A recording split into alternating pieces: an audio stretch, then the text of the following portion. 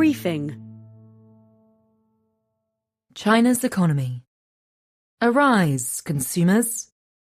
As Donald Trump's trade war heats up, China is surprisingly confident. For the second time in less than a decade, the world's biggest importer is pummeling the world's biggest exporter with tariffs. On April 2nd, America landed its biggest blow yet, raising the average levy on Chinese goods above 60%. Yet the mood in Beijing is not one of panic. In response to Donald Trump's first term as president, Xi Jinping, China's leader, initiated a campaign to reduce China's economic dependence on America. Chinese officials are hoping that a revival in domestic demand after 4 years of property troubles and 2 years of deflation can cushion the blow from Mr. Trump's war on trade.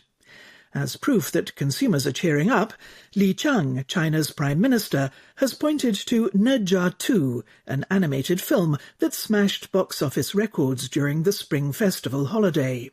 Whereas American investors have recoiled at their new government's protectionism, sending the S&P 500 down by nearly 4% so far this year, the MSCI China Index is up by 15%. China has lots of experience of Mr. Trump.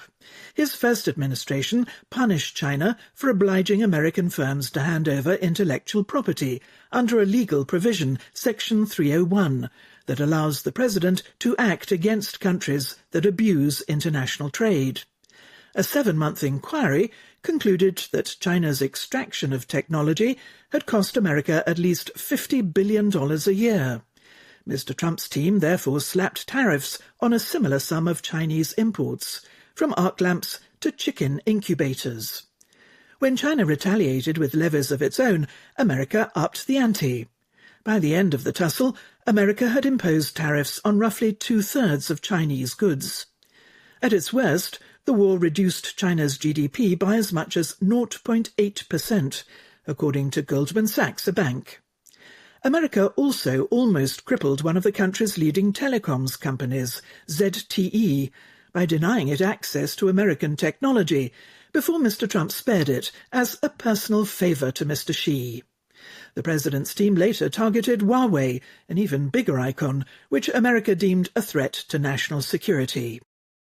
Since then, China has tried to become less beholden to America, as either a market for its wares or as a supplier of vital technologies.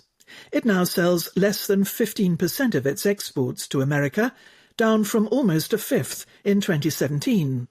Its tech companies are also more robust. Huawei has shown that it can produce surprisingly snazzy semiconductors, despite the efforts of both Mr. Trump and Mr. Biden to deny it access to advanced chips and chip-making equipment. DeepSeek, a Chinese AI firm, can almost match the best Western large language models at a fraction of the cost. When Mr. Xi met global CEOs in Beijing on March 28th, his chest was out. The message was, China's technological prowess is greater than ever. Unfortunately, Mr. Trump's second trade shock will be much stronger than the first. He had already raised tariffs on Chinese goods by 20 percentage points since returning to power, lifting the average rate above 30%. On April 2nd, he said he will raise tariffs by another 34 points. He also removed a loophole that allowed packages worth less than $800 to escape duties. Further imposts may be on the way. America might, for instance, charge ships built in China an extra fee for docking in its ports. Mr. Trump's ultimate goals are obscure. America's president has painted tariffs as bargaining chips to win concessions from trading partners. On March 26th, for instance, he floated the possibility of reducing tariffs if China permits the sale of TikTok, a Chinese-owned short video site that is popular in America. A few days earlier, Steve Daines, a senator and emissary of Mr. Trump, told one of China's deputy prime ministers that trade talks were not possible until China stemmed the flow of fentanyl precursors into the Americas. Mr. Trump has also described tariffs variously as a source of revenue, a means to attract investment in manufacturing, and a way to eliminate trade deficits, which he regards as robbery. Even if China is eventually able to negotiate some degree of relief, few in Beijing expect a deal to be struck soon. Worse, some of the safety valves that helped China before are unlikely to work as well this time. When tariffs rose in 2018, China redirected many of its exports to countries like Taiwan and Vietnam. They bundled Chinese components into goods for final sale in America. That dodge may be more difficult in the new war, because Mr. Trump is slapping tariffs on all of America's big trading partners. China also fears a tariff cascade, points out Fred Newman of HSBC, a bank. If Mr. Trump's levies divert Chinese exports from America to other markets, those other countries might impose duties of their own on China. Many countries already have their finger on the trigger. According to WTO statistics, 66 anti-dumping investigations were initiated against China in the first half of 2024 alone, more than in the whole of 2023. Even Russia, China's no-limits friend, has acted to stem the flow of Chinese cars into the country. To win goodwill, China has removed tariffs on imports from many of the world's poorest countries. A government researcher argues that China should also woo Europe with unilateral measures to boost trade and revive a long-stalled investment agreement. European diplomats say there is little substance to China's charm offensive so far. The two parties are still arguing about electric vehicles. In the face of higher tariffs, a weaker currency could help China's exporters maintain market share, especially in price-sensitive industries. But the central bank has kept the yuan steady against the dollar. It does not want a sharp depreciation to antagonize other countries or trigger destabilizing capital outflows, as happened in 2015. It may also have a more strategic motive. A weaker currency would muffle the impact of tariffs on the dollar price of Chinese goods, sparing American buyers some pain. China may be understandably reluctant to save America from the consequences of its own folly. China's government has warned exporters not to give in to American pressure on prices. Local customs officials have been monitoring invoices, says an executive at a Chinese exporter based in Shanghai. They want to discourage anything that undermines their ability to cause inflation in America. Inflation may soon be the least of America's worries. Many fear it is headed for a sharp slowdown. Indeed, the final reason why the second trade war could be worse for China than the first is a little counterintuitive. America looks more fragile this time. In 2018, it grew robustly, even as the trade war raged. Now American consumer confidence is dropping precipitously. The stock market is listing. Some leading indicators already pointed to negative growth in the first quarter of the year, even before Mr. Trump's tariff bombshell. Chinese officials may smirk at the prospect of a recession in America. But a state researcher notes that American demand for Chinese goods is far more sensitive to changes in income than to changes in price. Nimble exporters may be able to dodge American tariffs, he says, but there is no escaping an American recession. With the outlook for exports becoming more forbidding, China's domestic economy will have to take up the slack. That might seem unlikely, even laughable. In recent years, China has been hobbled by a painful property crisis, strained local government finances, a crackdown on big tech firms, and shattered consumer confidence. Mr. Xi has been painfully slow to respond to these problems, probably because he is the cause of many of them. But in the past 6 months, policy has begun to turn in a more promising direction. The government has pledged to arrest the fall in the property market and vigorously boost household consumption. It is giving local governments more room to borrow. Mr. Xi and other Communist Party officials are signalling that private enterprise is back in favour and that foreign investment is welcome. Serendipitously, innovation in AI is also racing ahead, potentially fostering growth. Reviving the property market is the first step.